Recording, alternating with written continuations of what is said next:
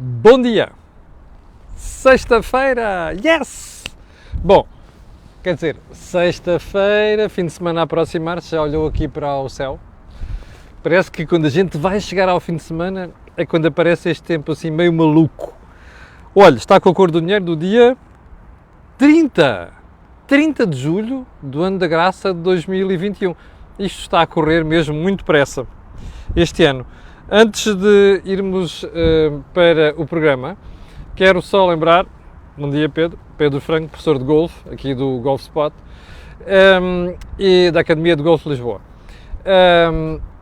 Quero só lembrar que este canal tem uma parceria com a Prozis e, portanto, quando você fizer compras no site, lá na saída escreve Camilo e tem um desconto de 10%. Atenção que esta semana, a partir de ontem, começou a Fan Week. Tem lá uma porrada de descontos. Eu já, daqui a pouco já lá ponho os links para você ir lá ir se tiver interesse. Bom, feito o disclosure, vamos para a edição de hoje, que é horrificamente longa, ok? Do ponto de vista da agenda. E então é assim. Primeiro ponto, períodos na ordem do dia. Joe Berardo, o grande empresário, o grande gestor, entrepreneur e coisas do género. Bilionário, não sei das quantas. Que de repente se descobriu que só tinha uma garagem no Funchal em seu nome, mas que de repente conseguiu 5 milhões de euros batidinhos ali na mesa para garantir a caução, para não ser preso. 5 milhões, ouviu bem? O que é curioso nisto é que o rapaz que não tinha mais do que uma garagem no Funchal, não é? Mas que tem aquelas empresas todas, vinhos, fundações, não sei das quantas, e coleções de arte que valem centenas de milhões, este rapaz conseguiu uma fiança, garantias, que correspondem a 8 milhões de euros. 8! É claro que não foi o rapaz, não é? Como dizia um advogado, já não me lembro quem é que era, acho que era o Paulo Saragossa da Mata, que eu também conheço, à saída do tribunal dizia, bom, alguém há de pagar, nem que seja a Santa Casa da Misericórdia, não é? Uma piadinha. Não foi preciso ir à Santa Casa da Misericórdia porque o Dr. Berardo, o Sr. Joe Berardo, tem amigos tão bons, amigos de coração, aqueles mesmo amigos fantásticos, familiares também, que resolveram entregar imóveis cujas garantias valem 8 milhões de euros. Eu juro que tenho uma inveja brutal da malta assim. Já reparo, tenho inveja do Sócrates, tenho um amigo que lhe dava aqueles milhões todos, era um tipo muito aporreiro. Agora descobrimos que virá a Berardo também. Vai ver que um dia deste o Ricardo Salgado também vai ter uns amigos muito bons, ou então familiares que vão pôr para aí, se for caso disso, vão pôr uns imóveis no valor de milhões para cobrir eventuais fianças. Eu juro, é mesmo inveja. Eu assumo, é mesmo inveja. Eu não tenho amigos assim. Já agora, meus amigos, aqueles são mesmo meus amigos, pá, espero que um dia façam isto por mim, ok? Pá, sigam o exemplo do Berardo e do Sócrates e coisas do género, ok? Bom, Marcelo, que também acumula com Presidência da República. Resolveu, já tinha dito, eu não tinha avançado isto ontem, mas na circulatura do Quadrado, onde o nosso excelso Presidente foi botar a faladura, de que eu falei aqui ontem, Marcelo disse que estava a pensar se não mandava aquele artigo 6 da lei do, como é que é? Carta dos Direitos, não sei quantos, fundamentais na era digital, ou raio com o parto, apetecia um palavrão, mas enfim. E então, Marcelo mandou mesmo esse artigo para o Tribunal Constitucional. Aleluia! Praise the Lord! Estava a ver que, com meio de tanta coisa, não havia a preocupação de dizer ao Tribunal Constitucional, vocês podem analisar esta brincadeira, só porque cheira um bocadinho a censura do Estado. Eu vou-lhe ler o ponto 6 do artigo 6. O Estado apoia a criação de estruturas de verificação de factos por órgãos de comunicação social devidamente registados e incentiva a atribuição de selos de qualidade por entidades fidedignas dotadas de estatutos de utilidade pública. Eu juro que me apetecia dizer aqui um palavrão monumental, percebe? Isto é o PCP dos anos 70, é a extrema-esquerda, isto é coisa de extrema-esquerda, desculpem lá. E, portanto, ainda bem que o Sr. Presidente da República, eu não admito que uma entidade pública me venha dizer o que é a liberdade de informação ou não. Eu sou suficientemente livre e tenho o bom senso de decidir o que é fake e o que é que não é fake. Se eu não souber, vou fazer pesquisa. Vou confiar naqueles que me dão credibilidade como meio de comunicação social. Não preciso de uma porcaria mal parida do Estado para me vir dizer isto é falso, isto é público, isto é correto. Isto é o Dr. Salazar no ano, aliás, no século XXI, percebe? Está a perceber? Bom, ponto seguinte. Eu quero ver o que é que o Tribunal Constitucional vai decidir sobre isto. Ok? Quero ver, cá estarei. E juro que se decidir que isto passa, pá, farei aqui uma intervenção duríssima para com o Constitucional. Bom, o pai desta marmelada toda, que é o tipo que já veio do PCP há uns anos, mas cujo PCP não saiu dele, não é? Isto é mesmo assim, a vida é mesmo assim. Veio dizer ontem que pá, não faz sentido porque a lei é inexequível. Ouviu bem isto? A lei é inexequível. Eu depois, para já não acreditei que o Zé Magalhães fosse ser uma coisa dessa, mas depois pensei que era fake, e não é fake. Fui ver e de facto ele disse aquilo. Então qual é a teoria dele? Isto depende de outra lei. Está bem, então, mas quando ele fez aquela lei não pensou nisso? Ou isto é só para...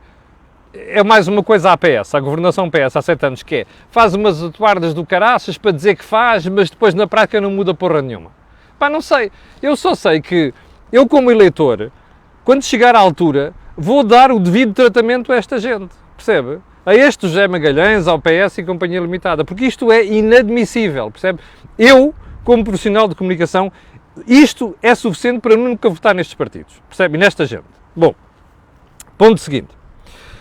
A reação de Rochelle Nunes nos Jogos Olímpicos ontem. A Rochelle, como vocês sabem, é de origem brasileira, naturalizada portuguesa, e chorou perante as câmaras. Pá, eu também já fui atleta, e já me custou perder e não sei quantos, mas pá, atenção, pá, não vale a pena este choradinho. Pá, eu fico muito agradecido com a Rochelle dizer, pá, eu quero pedir desculpa aos portugueses, não tenho que pedir desculpa por nada. Ela tem que sair dali e dizer assim, é pá, perdi, da próxima vou ver se faço diferente para sair para o topo, está a perceber? Pá, olho para o Jorge Fonseca. O Jorge Fonseca, que eu hei de voltar no final desta conversa de hoje, o judoca, perdeu o acesso à final a um adversário que sinceramente não é melhor do que ele, mas perde-se, a vida é assim. No desporto, às vezes, olha, Portugal em 2016 ganhou a França, a melhor equipa era a França. Isto é mesmo assim. Portanto, o que é que o Jorge Fonseca faz? Sai de lá, fica feliz e diz assim, olha, isto foi agora, eu em Paris vou ao ouro. Isto é o que a Rochelle tem que fazer. Isto é a mentalidade da Cristiano Ronaldo.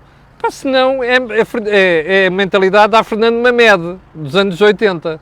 Os mais novos não se lembram disso, mas o Fernando Mamed era conhecido por chegar às provas a sério e então ia-se pelas canetas abaixo. Epá, não! Isto aqui é... Cabeça tem que estar lá para cima. Olha o Neemias Queta, que foi esta madrugada escolhido no draft da NBA para os Sacramento Kings, não é?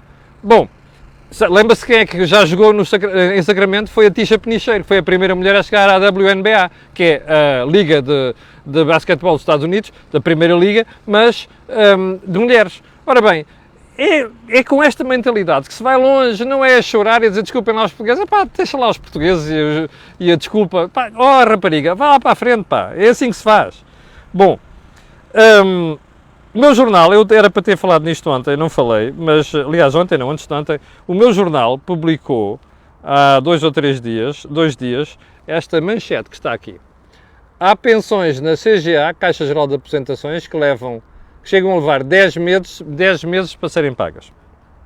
Ou seja, você reforma-se, mete os papezinhos na Caixa Geral de Aposentações e você fica 10 meses à espera. Portanto, você, durante esses 10 meses, eu suponho que os organismos do Estado, que é esta Segurança Social privada e pública, é uma coisa mais mal parida que sei lá, mas enfim, é uma vergonha, isto é um nojo, percebe? É um nojo, num país no século XXI, fazer estas coisas. E isto é a reforma grande que o Governo andou a dizer que andou a fazer na administração pública, não é? Bom, 10 meses, durante esses 10 meses, vamos voltar à questão, durante 10 meses você vive de quê? Vai comer erva, é isso, não é? Ou vai comer palha, é isso? Eu gostava de saber se a malta que está na Caixa Geral de Aposentações, no dia em que se reformar, se consegue viver 10 meses sem uma pensão. Você já entregou os papéis, até receber a pensão vão 10 meses. Depois vem-me dizer assim, a gente depois paga tudo, inclusive é com juros. Epá, vão dar uma volta ao bilhar grande, que é para não dizer aqui uma coisa muito feia, não é? Porque a pessoa durante esses 10 meses tem que trabalhar, certo? Bem, parece que eles não sabem o que isso é. Bom, então vamos lá à agenda de hoje. Outra vez um assunto que nós tínhamos ficado a tratar, salvo ver, na terça-feira. O Jornal Público, na terça-feira, disse que o Governo tinha reservado 500 vagas, acho que foi 500 vagas, para estudantes desfavorecidos ou de zonas desfavorecidas. O mesmo é dizer que malta... Espera aí, estava a ver se apanhava isto, mas enfim, não está aqui à mão, mas enfim, o que é que isto quer dizer? A ideia é, você vai para aquelas zonas mais deprimidas, onde há mais complicações, onde não há crescimento económico, onde não há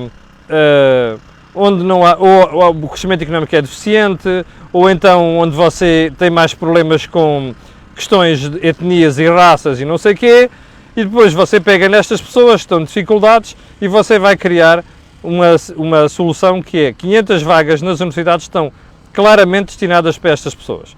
E você fica a pensar assim, então mas espera aí, quem é que entra na universidade? São pessoas competentes ou são pessoas incompetentes?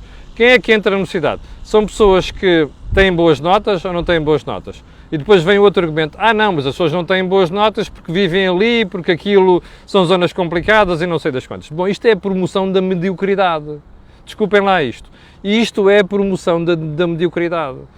Isto é fazer o que alguns países avançados no mundo estão a fazer de menos avançado. Percebe? Coisas absolutamente insensatas, porque quer dizer o seguinte, espera aí, coitadinhos, deixa-me lá ter uma cota para esta malta. Diga-me só uma coisa, se você estiver neste grupo e se você souber que tinha 500 vagas, o que é que você faz? Não se esforça, certo? Bom, você vai me dizer agora, está bem, você está a ser muito desagradável e injusto porque aquelas pessoas não têm melhores condições. Espera aí, as escolas não prestam.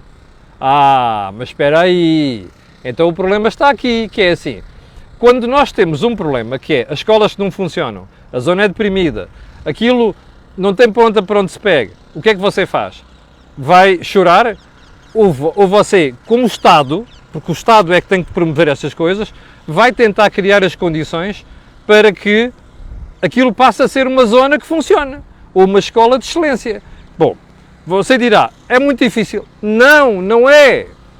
Nós temos exemplos, desde que começaram a ser publicados os rankings das escolas públicas, que é uma coisa que sobretudo a esquerda não gosta, e os preguiçosos não gostam, percebe? E aqueles que não gostam de ser avaliados, que condenam, o que é que aconteceu? Houve escolas públicas que estavam lá para baixo e de repente, de um momento para o outro, apareceram cá em cima. Sabe porquê? Porque abriu ali. O pessoal diz assim, espera aí, alguma coisa está mal, eu não quero estar aqui. Eu não quero ser considerado um dos piores. Portanto, vou puxar lá para cima. É isto que se faz.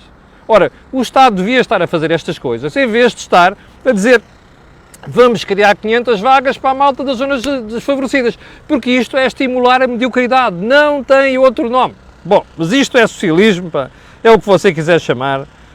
Cá está a história. A história era esta, vinha no Público de terça-feira e depois diz assim, no ano letivo 2022-2023 vão ser criados 500 lugares extra no ensino superior e em cursos técnicos superiores profissionais para alunos oriundos do programa Territórios Educativos de Intervenção Prioritária.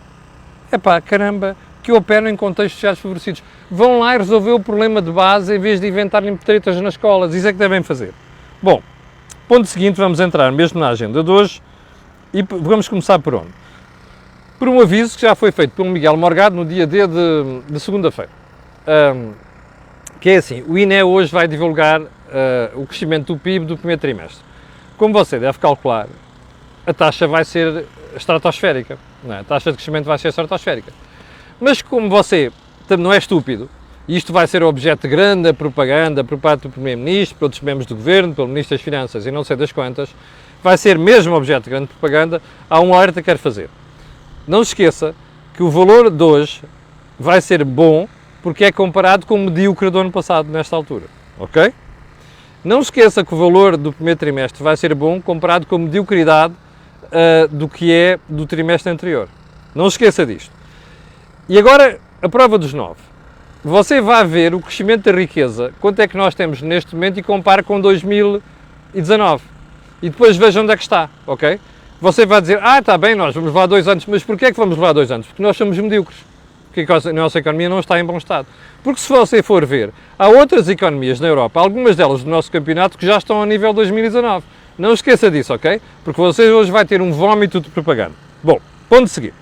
A entrevista de Rui Rio ao Expresso. Rui Rio resolveu dar uma entrevista ao Expresso, que eu vou-lhe dizer, ainda não li, porque ainda não tinha tido acesso ao jornal e porque isto é preciso tempo para analisar, e eu até prometo que, se for caso disso, não sei se será caso disso, depende do que ele terá dito, vou falar na segunda-feira. Mas logo na manchete houve algumas coisas que me preocuparam. Então vamos lá. O título da entrevista, o título do jornal é "Agora parti para uma etapa diferente, Rui Rio", entre aspas.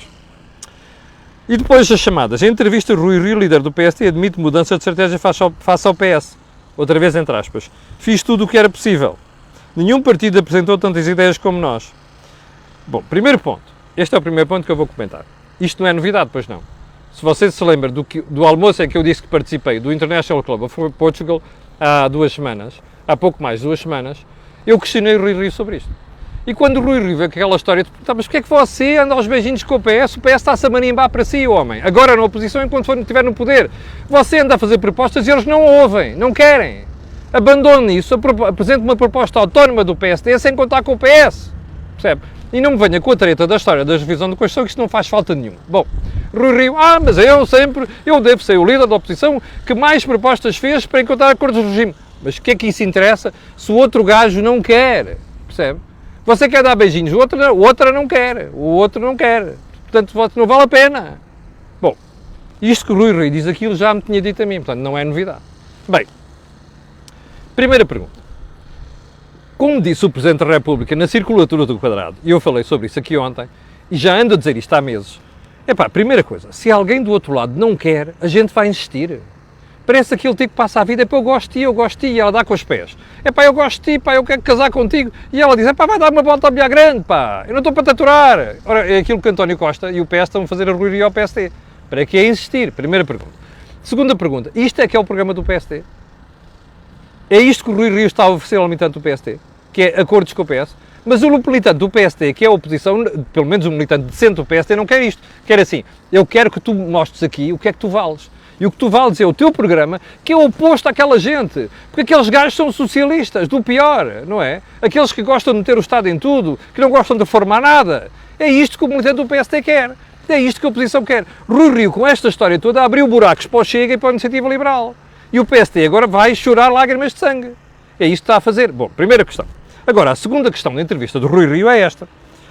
Nem Lisboa, nem o Porto determinam se eu fico ou saio. What the fuck? Espera aí. Isto já é a antecipação da derrota, não é? Está a ver? Isto é uma incompetência de uma oposição. Ele já está a preparar a dizer assim, espera aí, não, se eu perder aqui não começa já a ir a afiar as facas porque eu não decidirei se vou embora por isto ou por aquilo. Caramba. Mas que oposição é que faz o PSD? Mas o que é o PSD? Que estratégia é o PSD? O que é que faz o líder do PSD? Bom, Marcelo acordou tarde para esta questão. Cavaco já tinha dito isto nas últimas eleições, não é? Que se calhar era melhor pensar em mudar a liderança do PSD. Bom, está aqui a prova. Para aqueles do PSD que me insultam, porque eu ando sempre à tarefa com o Rui Rio, está aqui um exemplo. Isto é a estratégia de um predador, percebe? É a estratégia de um predador. Rui Rio é o melhor seguro de vida, como eu digo aqui muitas vezes e escrevi esta semana no Jornal de Negócios. Rui Rio é o melhor seguro de vida do Partido Socialista de António Costa. Essa é que é a verdade. Bom, já agora mais uma coisa. Grande proposta de Rui Rio. Já não chegava à porcaria da regionalização na semana passada, que ele mandou o Paulo Mota Pinto dizer aquilo. Bom, veja só isto. Reduzia o IVA da restauração para 6% durante 2 anos. Como? Espera aí. Eu sei que o setor da restauração sofreu. Eu sei que o turismo sofreu. Baixar o IVA da restauração. Vamos lá ver se fazemos contas. Em 2016, o Sr. Dr. Mário Centeno, com a economia a crescer, e o Dr. António Costa, o que é que fizeram? Foram a correr baixar o IVA da restauração. Porque o setor da restauração fez um lobby tão grande junto de António Costa e do Partido Socialista, que António Costa resolveu fazer aquela benesse à malta da restauração. Sabe quanto é que o Estado perdeu nessa altura? Quase 500 milhões de euros. Ok? Explique-me lá o que é que ia acontecer agora se baixasse o IVA da restauração para 6%. Já agora uma coisa para nós consumidores. Você sentiu alguma descida dos preços da restauração quando o IVA baixou de 23% para 13%? Eu não senti. Pelo contrário. Até havia aumentos de preços. Para onde é que foi este dinheiro? Para o bolso de quem faz restauração. Agora houve um problema. Está bem, mas não é assim que se faz as coisas. O que se faz, a maneira como se faz isto é provar que alguém teve a quebra de rendimentos e o Estado apoiar. Isso é que era. O Estado não tem apoiado. Então, mas isso vá protestar com o Estado e com o Governo. Não é fazer propostas destas. Isto não faz o mais pequeno sentido. Sabe porquê? Porque isto vai afetar quem está mal e quem está bem. Ou quem está menos mal. Percebe? Isto não faz o mais pequeno sentido. Bom, vamos continuar. Para bingo. Bom, outro ponto que eu era para ter tocado nisto, só que, entretanto, a coisa ficou mesmo grave, que é, na votação do relatório do novo banco, o PCP conseguiu uma daquelas coligações negativas em que tramou o PS. E pôs responsabilidade política, inclusive Mário Centeno não sabe bem, quer dizer, Mário Centeno para mim nunca saiu bem da venda do novo banco, mas agora está no relatório do novo banco. Bem, para já, a pessoa do Partido Socialista, que é o Fernando Anastácio, que fez o relatório, já se demitiu. Claro, andava a fazer fretes ao governo, agora não gostou e agora demitiu-se. Bom, mas o pior não é isto. O pior é que o relatório diz lá que a resolução do novo banco foi uma fraude política. Foi o quê?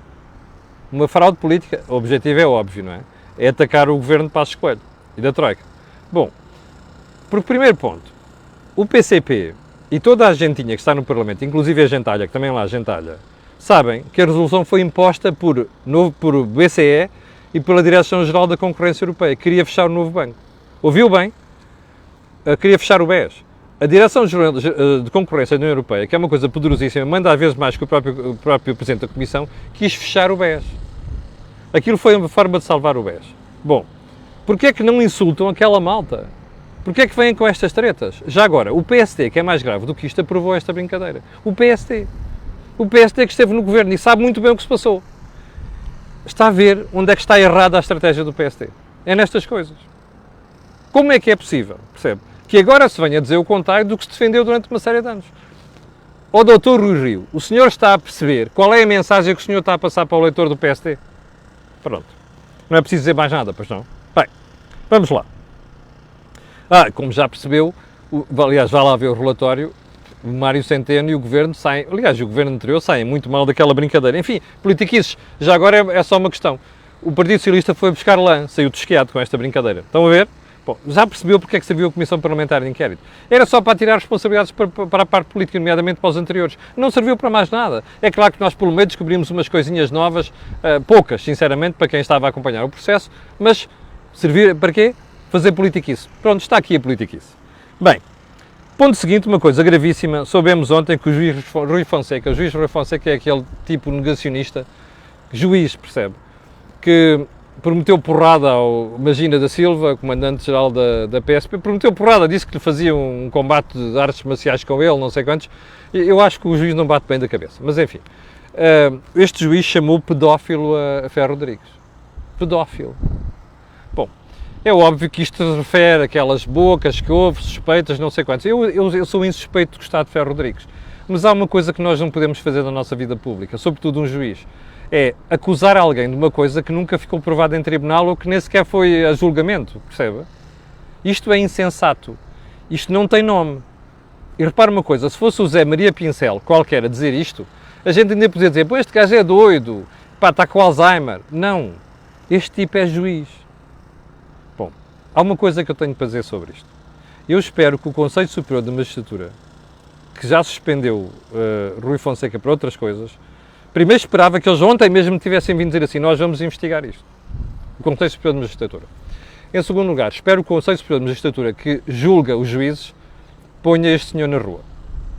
Porque nós não podemos ter um juiz a emitir opiniões destas de forma tão frívola e de forma tão idiota e tão rasca como este juiz fez, percebe? E já agora vou recordar, eu sou insuspeito porque não gosto de Ferro Rodrigues, farto-me de criticar aqui. Bem, vou passar por uma série de coisas aqui, nomeadamente o Bloco parece que acordou para algumas coisas, mas enfim. Eu só queria dizer mais duas ou três coisas. Em primeiro lugar, está a ver como a história de Ricardo Salgado confirma. Alega demência para não ir a julgamento. Demência, Alzheimer, não sei das coisas. Eu acho fantástico como é que a maior parte destas pessoas famosas, quando chega a esta fase da sua vida e vai para julgamentos, é sempre, olha, ou é idade, ou é saúde, ou é Alzheimer, diabo 4. Pá, o Alzheimer deve ser muito amigo dos poderosos, percebe? Que ataca logo em certas fases, percebe? Pá, é assim, pode haver relatórios médicos, mas é curioso, é sempre nestas alturas, está a ver?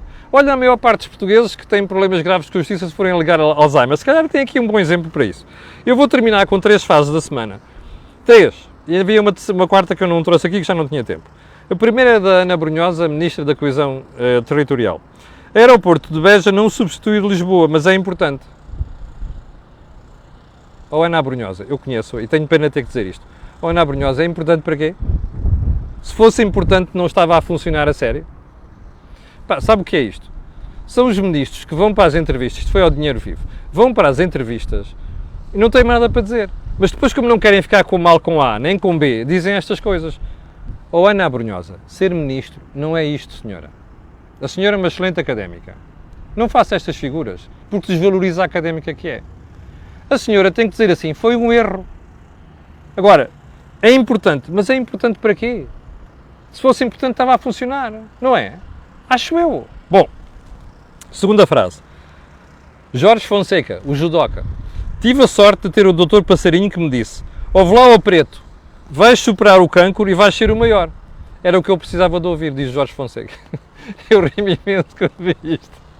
Só quer perguntar uma coisa: ao Mamadou Basso não vai ser queixa do Dr. Jorge Passarinho? Ou do Passarinho? É óbvio que ele não disse isto com intenção rássica, não é? Senão até o pobre Jorge Fonseca se tinha chateado. Deve ter dito em estilo, como diz o Alentejano: ó Alentejano Dum, ó Transmontano Dum, está a perceber? Sabe qual é a expressão final, não sabe? É o que isto quer dizer. Isto é para dizer o quê? Às vezes na vida, com esta história dos géneros e não sei o quê, das agendas, estas coisas são mal interpretadas. Está a ver? O próprio Jorge Fonseca não levou isto a mal. Que eu vinha a pensar nestas coisas, mas eu fico à espera dos Mamadou Basso desta vida. Bom, última frase da semana é do CEO do Santander, Pedro Castro Almeida, que é um senhor que eu gosto muito pela competência que tem. Conheço há muitos anos. Ter lucro em Portugal é extremamente difícil. Pois é, Pedro, é extremamente difícil. Porque em Portugal, isto é a propósito da história das rescisões de postos de trabalho na banca, no Santander nomeadamente. Em Portugal, a malta preocupa-se com tudo, menos com uma empresa quando nasce para ganhar dinheiro, porque ganhar dinheiro é aumentar o rendimento. Primeiro, cria postos de trabalho. Segundo, aumenta o rendimento das pessoas e aumenta o rendimento da economia. Percebe? Isto, a extrema-esquerda e o PS, que está agarrado à extrema-esquerda, não percebem. É isto que tem lixado, desculpem a expressão, a economia portuguesa nos últimos anos. E é isto que nos vai custar daqui a 10 anos, percebe? Vamos estar mais pobres do que estamos neste momento, sobretudo em comparação com quem estava no nosso campeonato. O Presidente da República, infelizmente, só acordou para isto há pouco tempo. Nós andamos a lutar o país para esta brincadeira há vários anos. Bom, chegamos ao final do programa de hoje. Quero pedir desculpa por ter violado o tempo. Quero dizer que vamos ter muita coisa no fim de semana, desde Ilhos ou no Ilhos até o desejo imediato. E quero, além de desejar um bom fim de semana, dizer que na segunda-feira de manhã estaremos aqui às 8 da manhã para lhe atazanar o juízo, ok? Para o final fica aquele pedido sempre, colocar um gosto e fazer partilha nas redes sociais. Já percebeu porquê? Aquilo que houve aqui não houve mesmo em mais sítio nenhum. Obrigado, tenha um grande fim de semana.